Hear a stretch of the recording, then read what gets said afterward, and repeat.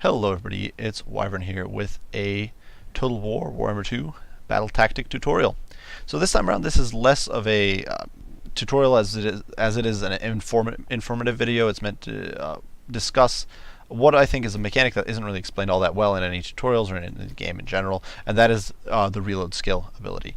And it's actually very useful, and to know exactly how much of an impact it has, and I think it's one of those, much like a lot of other stuff in Total War, it's just not well explained. It's basically just highlight in green, you get a plus sign, so it's a good thing. How much of a good thing, you don't know.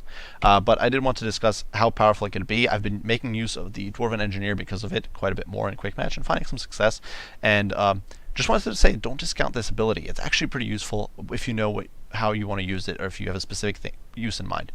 Now, first and foremost, which units have the reload skill ability? Well, several factions have access to something that grants it. You've got the Handmaiden, you've got Alith Nar, and you've got the High Elf Princess. All these are all three High Elf units. You also do have the Dark Elf Sword and Crossbow Dreadlord, who also grants plus 10 reload skill. You then also have High Queen Khalida for the Tomb Kings, who grants plus 15 reload skill. And then you start getting into abilities and spells. The Dwarven Engineer does apply this plus 20 reload skill with Ballistics Calibration.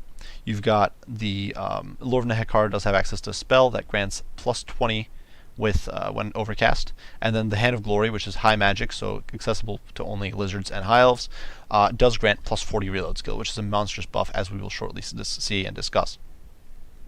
So what exactly does the reload skill do? It's obviously accessible to quite a few units in varying degrees. The Handmaiden and Princess only grant plus 10. Alith Nar is, I do believe, plus 15. So, and even here it's only plus 20. So how much of an impact does it have? Well, actually pretty significant. It provides a percentage buff to based upon a unit's basic reload skill or reload speed. So if we look at, for example, Thunderers, and their baseline is 11.7 reload speed. This is getting buffed to 9.1 when you hit them with 20 reload skill, which is of course applied through ballistics calibration. So in case you're wondering what exact percentage is, or how that exactly works, or how much of an impact that has, that means that you're getting a approximately 22.2% decrease in your reload time. That means that for every point of reload skill that you're getting a roughly 1.1% decrease in reload time. This is huge. This is a massive impact alone by itself on unveteraned units. On an unveteraned unit, even with that plus 10 reload skill, that's the difference between getting that 1.1 difference is that roughly, with say the lowest reload skills, which are sitting at roughly reload skill of 10, that's still an 11%, roughly 11.1% decrease in reload time. That's pretty solid. That's not bad. If we look at cannons, that means that a baseline cannon is sitting at 19.8 seconds. It's getting dropped by over 4 seconds. You're looking at 15.4% or 15.4 second reload speed. That's the difference between 3 volleys and 4 almost in a minute. So in that 1 minute that you've got ballistics calibration active, you are able to get significantly more damage downrange from your cannons, an entire extra volley. Now, of course, you can discuss the whole sacrifice of having to bring an engineer, who costs almost as much as a gun battery on its own. But nonetheless, it does also improve accuracy, and this is something to keep in mind. This is reload skill. It's a significant impact. However, it also scales much better with veterancy, and to explain that, I had several units here with veterancy, and you can see that if we look, the 4.4 second reduction is the same for a unit with 3 chevrons. You can see going down from 18.7 to 14.3. That is only 5. That is, I do believe, 5 or 4.5 reduction, but I do believe that's because of rounding. There are some odd rounding points because the numbers are not exact. But 17.4, which is being brought down to 13.0. So once again, going back to the 4.4, it is rounded up, as I mentioned. There's some rounding differences there, and then 16.3 being dropped down to 11.9. So it's 4.4. There is a slight rounding difference there, but otherwise, it's always a 4.4, roughly 4.4 second reduction. This means it's actually percentage-wise, it translates much better into when you're higher chevron, because you're getting the same reduction as you would for an unveteraned unit. So in the case of the Thunders, it's 2.6 second difference. In the case of the Cans, it's 4.4 second difference. And this is the exact same no matter how high your veterancy is. So that means that a cannon with 3 chevrons is actually, when hit by this by plus 20, is actually getting a roughly 73% decrease in. It's getting roughly 73%, or sorry, not 73, roughly 27% decrease in reload time versus a 22% decrease in reload time. So it's a 5% spread there, and that is simply due to the fact that you've got that the chevrons and the relation stays, and the drop stays the same. It's a flat decrease based on a percentage of your basic reload speed that stays constant no matter how your veterancy increases. This means that the boost you're getting is not reduced to a percentage of your reload for higher veterancy. So if this was supposed to be the correct percentage, you'd get. It should be so we're keeping in theme with the just simple percentage reduction. You'd be looking at a 12.7 roughly rate of reload speed on a 9 veterancy cannon. Instead, you have 11.7, so 11.9. So it's almost full second difference. So yeah, that's something that's pretty cool. So for unveteraned units, it's a roughly 1.1% to the chevron, or sorry, 1.1% to the reload skill ratio.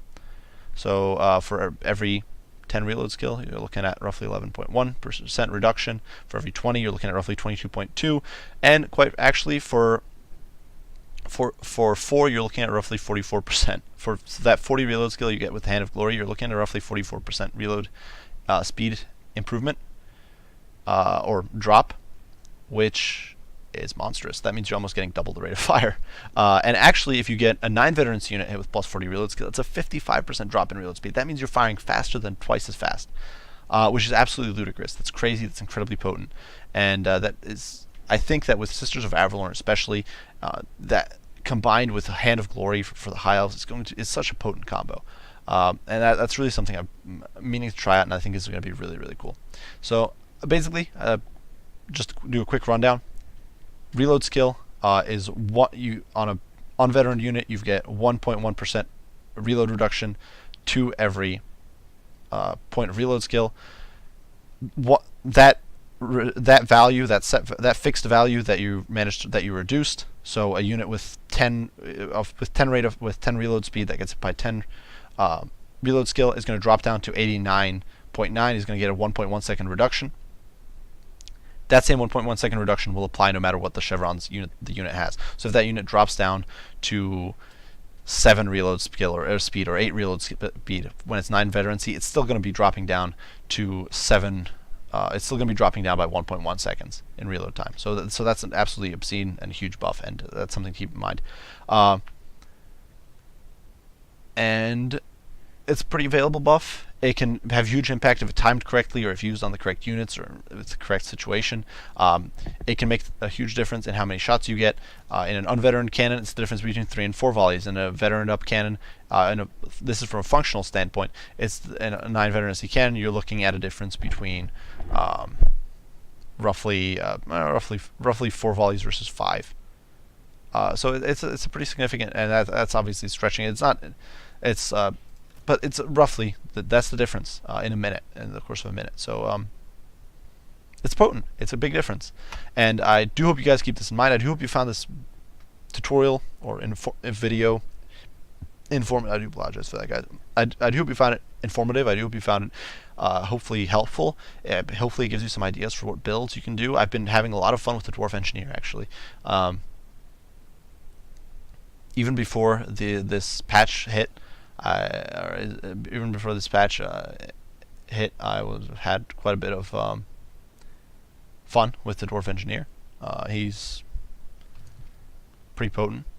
He's got that plus 20 reload skill. He's got entrenchment as a secondary skill, so definitely some cool stuff you can do there. And it's similar for other factions. With the Lord of Nehekara spell, you can hit your Ushabti Great Bows and get a monstrous boost to your AP damage and to your reload skill, which lets you have huge DPS. It lets you level enemy artillery batteries, that sort of stuff.